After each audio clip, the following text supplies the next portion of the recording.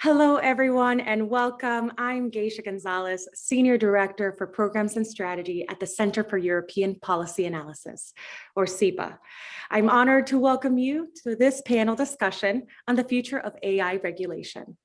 Today, we will discuss the European Commission's new proposal on artificial intelligence and how the draft legislation and Europe's broader effort to lead on regulation in emerging technology holds implications for the Transatlantic Alliance and global technological development. This discussion ties into CEPA's work centered around technology, embedded both in our Digital Innovation Initiative and Defense Tech Initiatives. We see technology, digital issues, and their security implications as a defining set of challenges for the transatlantic community, and one that can only be addressed together. To learn more about our work, please visit cepa.org or follow us on Facebook, Twitter, and LinkedIn. Technology in many ways has become the new epicenter of geopolitics. Governments increasingly recognize that all aspects of their power derive in large part from the dominance in technology. There are few areas where this is more true than in artificial intelligence, or AI. The integration of AI into the modern world offers revolutionary benefits, enabling major advances against many of our biggest global challenges, such as public health, climate change, and the preservation of human rights, and providing major benefits to the ways that we live, work, and communicate. However, as AI proliferates, so do some of the challenges that technology presents. Risks such as algorithmic bias, oppressive surveillance, and loss of privacy become more significant as we begin to rely more closely on AI-enabled systems. Authoritarian states such as Russia and China understand the importance of the technology and are investing in developing their own competitive edge. As we look to the future of AI, international cooperation on technology regulation, particularly transatlantic cooperation, will become critical to preserving fundamental rights, economic competition, and democratic values. With the European Commission's new proposal, both the European Union and the United States are presented with a new opportunity to lead on AI, if they can seize it. To help us discuss the implications of the EU's new proposal, I'd like to welcome three distinguished experts to join us today. Sam duPont is the Deputy Director of the German Marshall Fund's Digital Innovation and Democracy Initiative. Alex Engler is the Rubenstein Fellow for Global Governance of the Brookings Institution. And Dr. Ulrike Franke is the Senior Fellow at the European Council of Foreign Relations, where she leads the Technology and European Power Initiative. Finally, I'd like to hand it over to Melissa Heikkilä, Politico's AI correspondent, to moderate the discussion. Over to you, Melissa. Thanks so much. Great to be here. And hi to you all. I think I'd start with, as we all know, the EU last week unveiled the world's first AI law. And for those of you who haven't had the chance to read the proposal, it bans certain AI uses, such as government-conducted social scoring, and creates a framework for high-risk uses, such as AI in recruitment software or in handing out social benefits. And this would require these systems to meet certain EU standards before entering the European single market. Now, do you think this could become a global standard, like Europe's privacy regime, the GDPR, has become? Ulrike, as a resident European, why don't you start? Starting with the hard questions, I see. I mean, this is certainly the hope of the European Union. So I think the European Union has very much been trying for the last few years to position itself as this regulatory superpower. And GDPR from 2018 was indeed one of the, and maybe the most important element of this. And I definitely get the impression that the EU is trying to follow this legacy, if you like, with the AI regulation. There is, however, a major difference, I would say, between what GDPR has managed to achieve and what this AI regulation may be able to achieve. And that is that when the EU worked on GDPR, the whole kind of digital privacy rights was something that the EU really was, I don't want to say the only one working on that, but definitely, a leading actor. AI regulation is something that everyone is interested in. And so it's not as if the world has been waiting for the EU to do this. It is, I think, the kind of first really big international effort to regulate. But yeah, there are other players. So it's going to be much harder, is basically what I'm saying. It's going to be much harder for the EU to really be the regulatory power when it comes to AI here. And as we should remind the listeners and then those watching us, this is just the kind of first draft proposal. There are several steps now. It goes to Parliament, Council, etc. And so this may still change. It still takes a while. So this is just one step, although a very important one. And how has this proposal been received in the US? And again, do you think this could spread elsewhere in the world? Sam? Yeah, thanks for the question, Melissa, and thanks to SIPA for having us. You know, I think there's no question that the EU's new draft regulation on AI is a very important step forward in the international conversation about how to regulate AI. You know, up till now, most of the international discussions that have happened on AI have resulted in principles for thinking about how AI can be human-centered, how it can be ethical. You know, the OECD has a set that was replicated by the G20. Many companies have issued AI principles. Individual governments have issued principles. In some ways, principles were the easy part, and now comes the hard part. And the hard part is translating those principles into actual policy. And I think the draft EU framework is a very useful step in thinking about how to translate principles into policy. I think most important is the sort of very broad framework it takes in applying a risk-based system to addressing AI.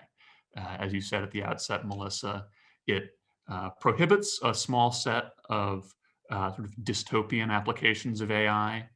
It imposes certain regulations and requirements around quote unquote high-risk applications of AI. And then for everything else, it basically just asks for relatively basic transparency requirements.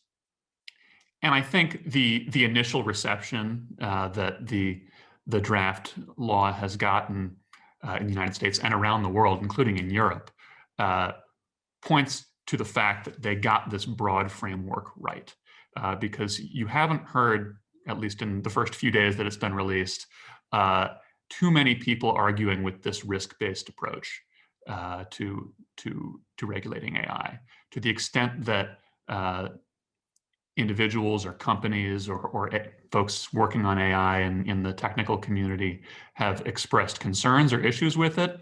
Most of the concerns you've heard have been about whether certain applications are in the wrong bucket. If something that is treated as high risk maybe should be prohibited or maybe ought not be in that high risk bucket at all. And I think there's lots of time for Europe and for the rest of the world to continue thinking about what certain applications belong in which bucket. But I think that broad sort of risk-based framework to regulating AI will have a lot of influence on how other governments, including in the United States, think about regulating this technology. Great, thank you. Now, Alex, I saw you nodding a lot when Sam said that now the hard part starts, so we need to make sure this works in practice. What would you like to see? What needs to happen? Well, yeah, first, it's just, it's exciting to get past the point where we talk about AI ethics blog posts. I think a lot of us who've been paying attention to this field for a while are really excited for this next step. We're like, there's consequences and, and actual transparent, metrics that do things. So really excited for that transition into a little more actionable work. You asked about global standards. I think it's important to think about the type of AI system. For something like a big online platform, you can think about LinkedIn, whose job recommender systems will probably count as a high risk application. That's my current read. For them, it might end up being a global de facto standard, right? It's saying you're going to have to conform to or do sort of a self-risk assessment and get this approved, and there'll be some level of private oversight by a assessment body, and then that'll have some, there'll be some oversight that the European Union member states could then do based on that information. And I think it's unlikely that LinkedIn is going to say, well, we'll have a fundamentally separate system for the European Union, right? That's not been how the platforms have been interested in operating. And so if you fall into high risk and you're a large, primarily online system, yeah, this could end up being a global standard. For most of the products that fall into high risk, I'm not sure it will.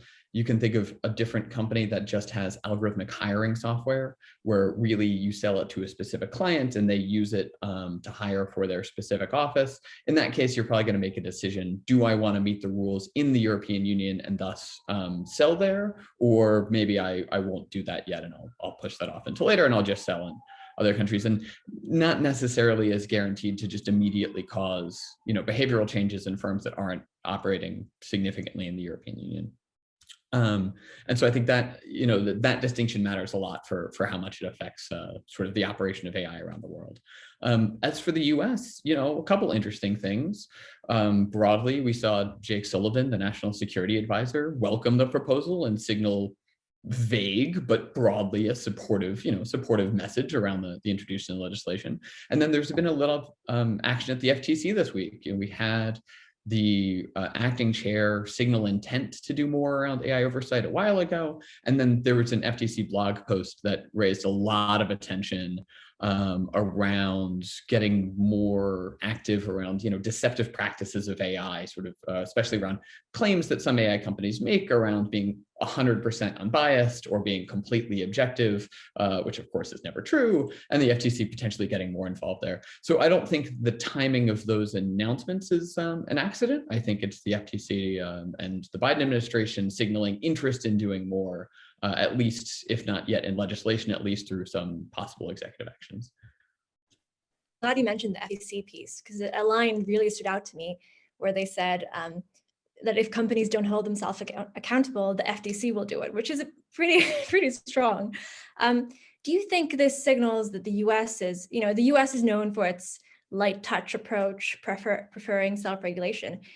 Is this a signal that the US is entering a new era of regulation? Alex, would you like to pick up on that? It is too soon to say that, I think. The FTC news was tempered. I haven't read it yet. It just came out this morning, but there's a Supreme Court decision that seems to suggest the FTC can't actually fine companies for deceptive practices.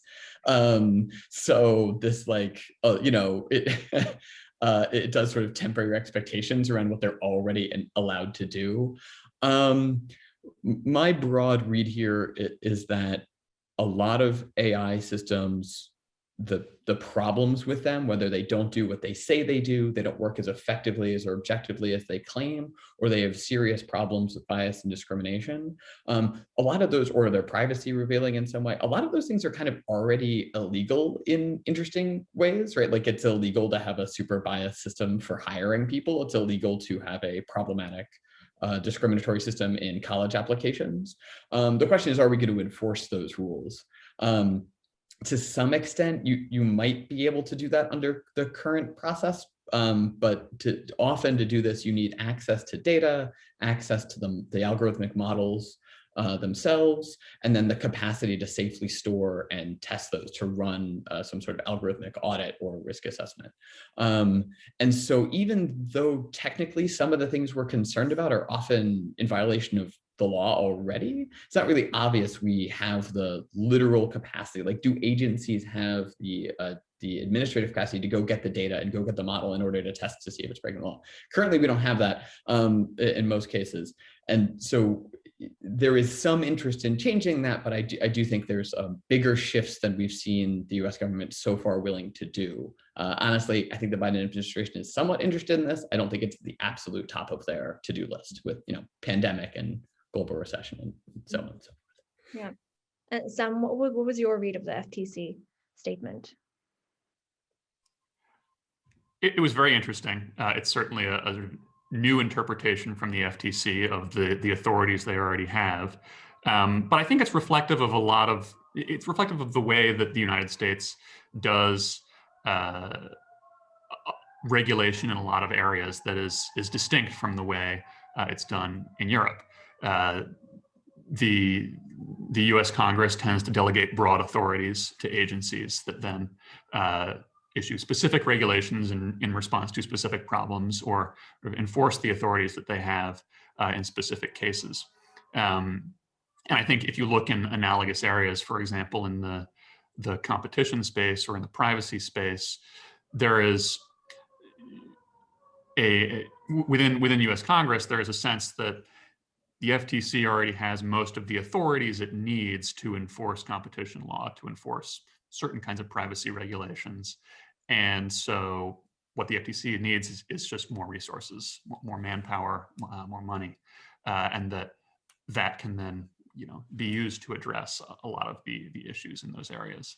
As Alex was saying, the same is true for many of what we would see as problematic applications of AI, where AI systems are violating civil rights and human rights. Well, that's probably already illegal, and what's needed is enforcement action. There are other cases where AI may create risks for health and safety, and the European draft regulation also includes high risk denomination for applications that pose risk to health and safety. There might be a need for regulatory agencies, for example, Department of Transportation, might need to layer on new regulations for how self-driving cars or AI systems in civil aircraft need to be vetted before they go into use. And so I think the difference that you'll see in the United States approach is that there may not be this kind of comprehensive AI law that lays down the kind of detailed rules that the EU has unveiled this week. I think it's more likely that you'll see sort of case-by-case regulation and enforcement of existing rules to rein in specific areas of specific concern. But I think there is a lot of sort of high-level alignment between the US government and the Commission in terms of the kinds of risks they see in AI related to health, safety, and fundamental rights, as it's called in the draft. And so I think there will end up being concern about a lot of sort of similar kinds of applications. Now, the path Europe has chosen is to ban certain uses. I mentioned social scoring. Another use that's banned is systems that manipulate people through subliminal techniques beyond their consciousness, as well as systems that exploit vulnerable groups such as children or people with disabilities. And another ban or restriction is on real-time remote biometric identification systems such as facial recognition for law enforcement purposes. Now, what do you think of these bans? Are they the right way to go? Ulrike, what do you think? I think there are certainly, kind of extreme cases where bans make sense. I think the devil will always be in the detail, how you define which systems influence you subliminally. I mean, is that already, YouTube video recommendations or something else? So I think that's gonna be difficult. I just wanted to pick up on maybe 2 points that Alex and Sam have mentioned. I mean, number one, Alex kind of alluded to this while talking about LinkedIn. I think one thing that the EU needs to be careful about, and I think they are, because they made this experience a little bit with GDPR, is that there aren't some kind of unintended consequences of these regulations that end up favoring the big companies that have the ability to kind of put these rules and regulations in place, while it makes it harder for smaller actors to enter the market. This is something that some research has shown has happened with regard to GDPR, although GDPR, I think, is genuinely seen as a success story in Brussels. But this is certainly something that everyone needs to keep an eye on, especially because, and this is kind of the second point I wanted to make, when it comes to artificial intelligence, the big firms that we're talking about are primarily American, right? I mean, of course, AI is a huge field, and there are, you know, experts and really specialized firms that can be very small, and so it's very difficult to generalize. But of course, the GAFA, right, the Google, Amazon, Facebook, and Apples of this world do have a certain advantage here, and so this makes it to some extent easier for the EU to regulate, because they're regulating, you know, someone else's company, if you like. But again, there is this danger that you don't want a situation where you then make it easier for these big companies to implement any kinds of rules and make it much harder for smaller startups. I mean, we keep talking about how we need to make it easier to start a startup in Europe and all of that, and so this regulation needs to be implemented in a way that it doesn't make that harder. Just to kind of flag this aspect, although as I said, I think it's something that Brussels is aware of. You know, it's not the first time that they're putting regulation in place, but these kind of unintended consequences are tricky, and then there are kind of second and third order consequences. You know, what does this mean for external actors? I mean, I'm always very interested in the kind of geopolitical implications of EU actions in general, and genuinely think that the EU doesn't always pay enough attention to what do these things mean for third countries, what do these things mean for their own geopolitical standing. So I'd like to see a little bit more emphasis on that, and that's certainly something I kind of look at. Yeah, Alex, please. Thanks. I'd love to jump in. It's such an interesting part of this, and I'm happy to come back to bans as well. I was surprised in reading legislation that there weren't an intentional gradation of responsibilities based on the size of the companies. It's possible it's in there and I missed it. Just going to level with you. It's long, complicated, but I didn't see that. Whereas in the Digital Services Act, for instance, also proposed around online, more specific to online platforms, proposed legislation from the European Commission, it's very obvious that there's gradations where larger companies face more significant oversight and requirements. I think this really applies most to high risk AI systems. That's what we're talking about. These are where the more onerous requirements are, but also where the larger risks are. And thinking about this, it's definitely true that I think you're going to have fewer bespoke efforts. That is, an individual AI system for, say, again, a university is a good example, right? They may be less inclined to build their own internal recruitment system or admissions AI system, because they'd have to do all of this risk assessment and all of this, and then go through the conformity assessment process. So that's possible. At the same time, do we want fly-by-night companies doing AI for electrical utility systems, right? Where you can just kind of show up on the market and sell this with absolutely no rigor whatsoever. And in the US, where you're right, we have a lot of companies that do this. We've seen totally crazy examples. One company had been doing weapon recognition, where they were teaching AI systems to recognize weapons, not for security cameras, essentially. That was their product. And then COVID happens, and like a month or two later, they come out with a fever detection system. And I'm sitting there going, when during a pandemic did they find an enormous database of people who did and didn't have fevers to train this? And that's frankly, maybe they did, but I'm skeptical, and I don't think that would get past this type of risk assessment process. I think an independent third party, even a private one, and a regulator would be like, what? No, none of that data makes any sense for what you're claiming it does now. And so at some level, it's totally fair to say this does raise the bar for new efforts in high risk areas, and that's going to make being a totally new startup harder. You're going to have to either raise more money before you go to market, or you're going to have some other product somewhere else that to fund this. I think that's just true. At the same time, there's a reason for that, which is we have these totally fly-by-night, very suspect AI companies coming out of nowhere and promising things that I'm deeply skeptical that they're all delivering in the way that they are. And so I do think there's a trade-off there. And it seems like this approach went on we're going to set a high bar for these particularly concerning applications. Yeah, and exactly that's the point, right? The moment you talk about really high risk applications, you can't just say, I mean, if you're small enough, it doesn't matter, right? At one point, you know, some rules have to apply. But still, this is one of those areas where, yeah, there is a certain trade-off, or at least some attention needs to be paid to, again, just avoid unintended consequences. Sam, do you have anything to add to these 2 points? I think they're both very good points, and nothing to add right now. Okay, super. Well, why don't we talk about China? Now, the US in particular has been really anxious about the pace at which China is developing AI technologies, and both the US and China have signaled that they want to work together in AI. How do you see that transatlantic AI collaboration working? Why don't you start, Sam?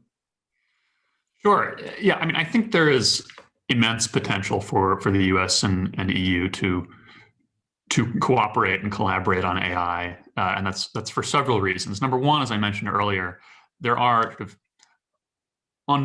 underlying sort of shared principles, shared values about what we want out of technology and what we think society should look like, and I think that that yields similar concerns about AI applications that pose risks to human rights, for example, to civil rights. That may not be shared in countries with more authoritarian governance structures. So I think there's sort of a natural gravity between the U.S. and the EU there. In addition to that, there are certain natural advantages that China enjoys in the AI space. AI, is developed through access to large quantities of data, given its enormous population, given the unchecked ability of the Chinese government to access data of its companies and its citizens. The state is able to acquire and provide firms with access to data sets that are just much bigger than anything the US government or the commission would be able to provide to companies in their jurisdiction. And so in that respect, I think there is a need for both sides of the Atlantic to kind of come together on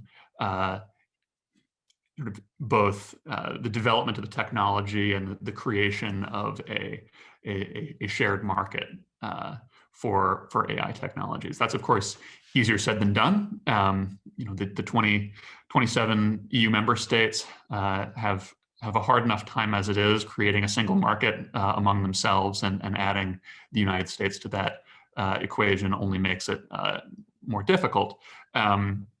But for example, I think the sort of rising importance of AI technology across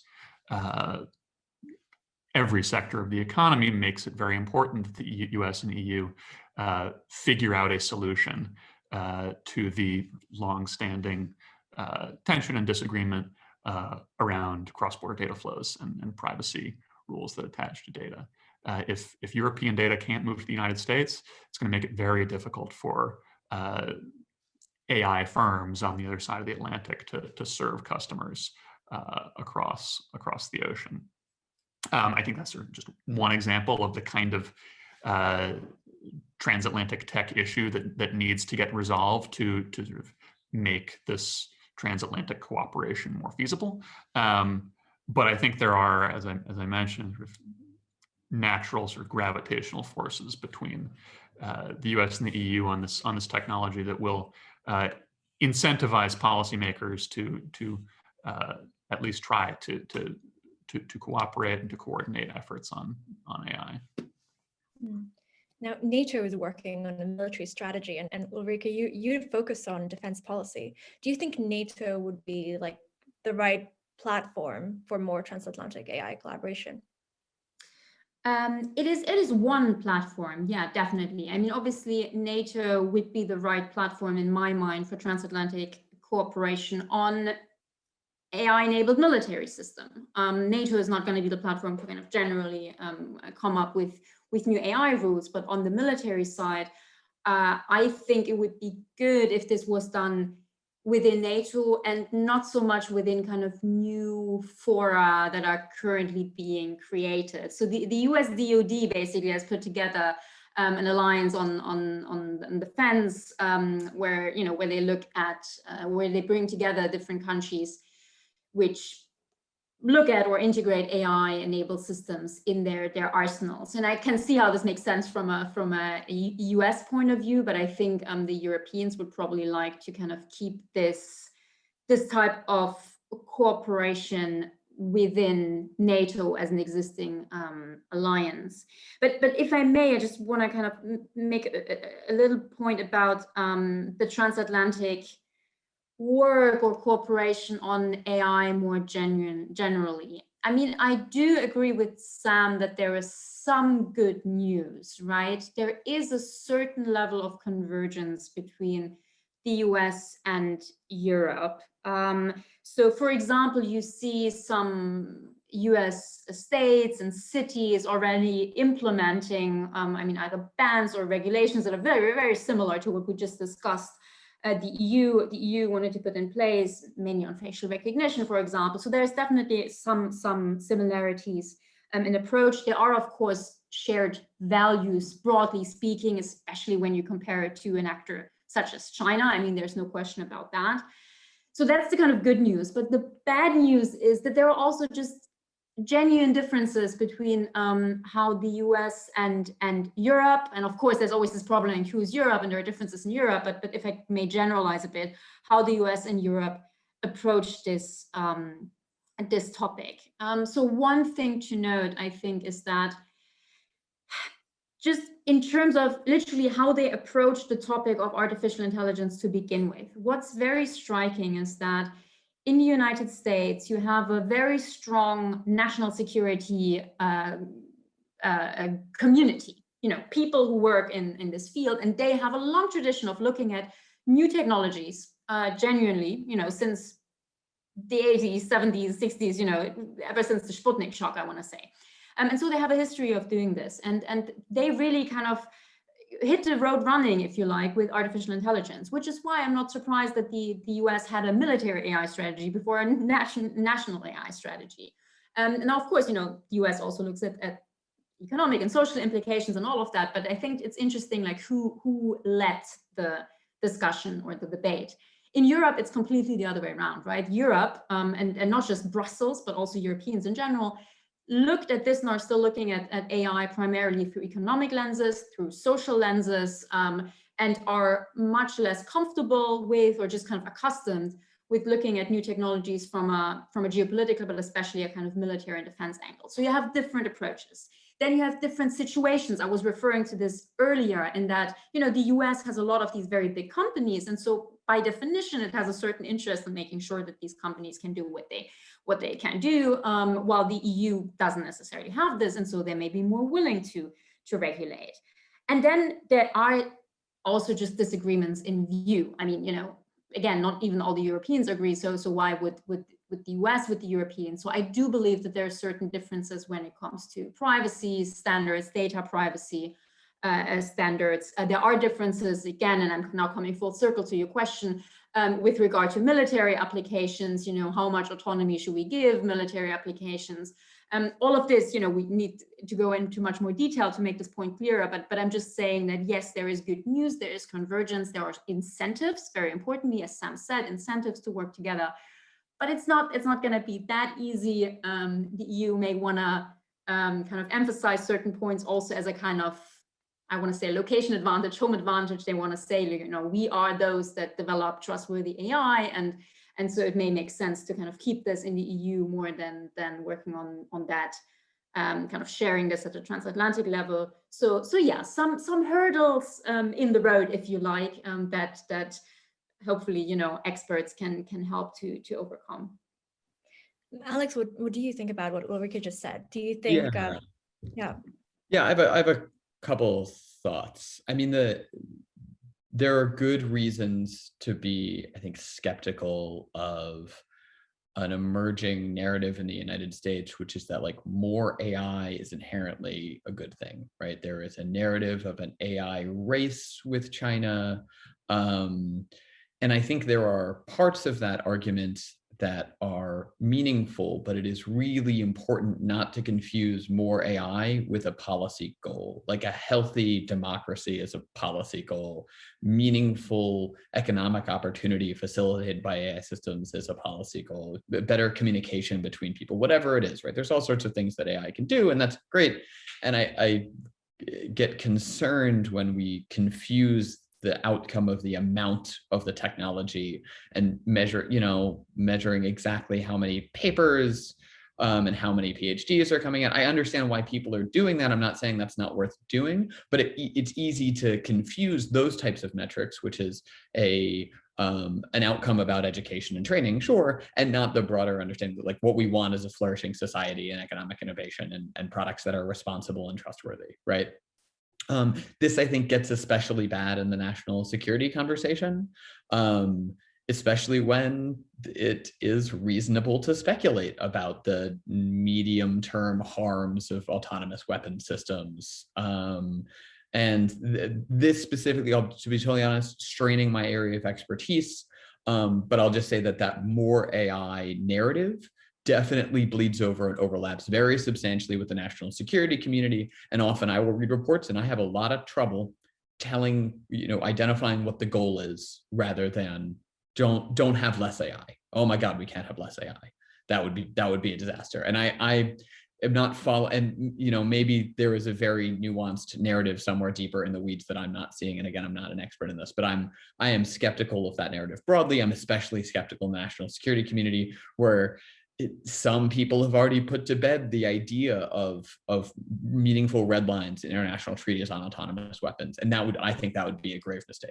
And we have seen, the National Security Commission on AI was very, very skeptical of that idea, that was a major report. It was a lot of very serious names in the U.S. put out a report, and I think one of the most important topics on where the more AI narrative you might really want to think about it, and it seemed like they said, oh well, it's hard to enforce and it's hard to draw an exact line about what's too far, and so screw it, let's just have more AI.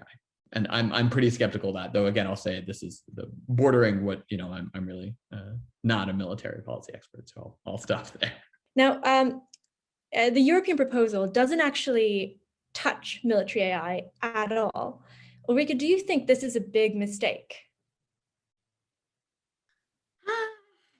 I mean, it has a lot to do with competencies. I mean, yes, of course, I'm always looking at these proposals and I open them, I put military or defense or whatever in the search box, and then it always comes up with one find that says something like, none of this applies to the military and defense realm. And then I, say, okay, fine, I'll still read the rest, but there you go. Yeah, part of it has to do with competencies. I mean, the EU is becoming more of an actor on defense, including on defense research. We now have a European Defense Fund that puts real money into defense research. And by the way, there already is a clause that this money shouldn't go into lethal autonomous weapon systems. So here you already kind of have this restriction. But yeah, I don't think it's really surprising that this isn't something that is discussed here primarily. I would definitely like to see more just thinking and indeed writing on military AI applications in Europe, especially because I think Alex really pointed out a very important thing, which is this fact that in the military realm, especially in the US, there is indeed this kind of feeling of, yes, more AI is great, because there are all these promises, right? Because there are all these ideas of what AI can deliver, and then some of them may be correct and others not so much, but it is true that this is something that maybe should be questions. But anyway, I think it would be great to kind of hear more from the Europeans and what are they thinking. I know that in several EU MODs, they are thinking about these things, but not necessarily putting pen to paper. So far, France is the only European country that has indeed put out a real military AI strategy, which is very useful for people such as myself. But I actually read through all the national AI strategies that Europeans have published. If I counted correctly, 21 out of the EU 27 have published these national AI strategies, and only really a handful of them even mention military and defense applications. And this, again, is the national level. So it's one thing to say, okay, the EU they only do this so much, and maybe it's not the kind of most important point to do right now, and okay, fine, regulate other things first. But at the national level, I think that's really not great. And so I'm one of those people calling for, you need to think about this more, also to draw red lines, right? This isn't me saying, yay, let's all, let's put more AI in the military. I'm saying we need to think about this and kind of frame this and make sure that we know where everyone stands, especially because, the US is very keen on this. And if we want to have this transatlantic discussion and cooperation and indeed interoperability within NATO and the alliance, it would be good to make sure that we are, on the same page, or have an informed discussion where all sides are kind of, informed and on the same page. Great, thank you. Now, Alex, you spent a lot of time thinking about creating dialogue with policymakers in the West, but also in Asia and countries like Japan and Singapore. What do you think? Where are they in their thinking in AI policy, and what could they bring to like a international AI collaboration? That is a really interesting question. And frankly, to your credit, not one I've thought about a lot yet, but yeah, the European approach, a lot of this is regulatory. It's really about oversight. There are some aspects of the EU approach that are about encouraging the use of AI. The regulatory sandboxes is one. This is sort of a way that you can test AI systems in view of a regulator. And there's also some funding available through Horizon Europe that is to promote AI innovation. The reason I mention that is because that's the majority of what we've seen from countries like Singapore and Japan, which is definitely trying to advance the use of AI and support it. Singapore has a sort of national fellowship around training people for AI, which both can be a funnel into the sort of AI economy, and also can work as sort of digital literacy, which I really appreciate, right? The number of people that they're giving exposure to these systems is actually useful just for the common understanding of working in a digital environment. And for the record, I think that's something that is getting harder. And just by that, I mean, if you're a citizen in a really digitalized society and you haven't, like, none of this has ever been explained to you, I mean, there's a real argument that this stuff should be in civics classes, right? Because it's very hard to just operate in a world in which algorithms are running a non-trivial part of your existence. And so Singapore has done some work on that and training people and encouraging AI research. They have also this sort of, focus on making sure people generally understand AI. Japan also, it's been a big driver of economic growth there, and have a large number of technology and AI focused companies. And they also have, I think, an interesting take on international data transfers. They sort of have a data transfers with trust idea, which is sort of a little maybe polite signal to the rest of the world that being able to use data systems internationally is going to be really important. And so we should focus on making sure that we can transfer data across national boundaries and still trust what's going to happen to it in other places. I think Japan, which builds a lot of systems and exports a lot of technology, is particularly invested in that for economic reasons. But it's also not a bad idea, right? The idea that we should focus on the idea that we can build AI systems and then use them internationally with some level of understanding of how they work and how sort of trustworthy they be. And so I think they're going to be interested from that perspective. They certainly don't want to be left out of an international market for AI systems. We haven't quite seen the same or at least I haven't seen the same conversations in Japan quite as much around, for instance, bias or discrimination. That just, in part because of it's a less racially and ethnically diverse country, then it's not really facing some of those same problems. And so it does, in fact, in both cases, has felt a little more economically focused and maybe a little less of the sort of regulatory oversight focus that we're seeing in the EU and also in the US.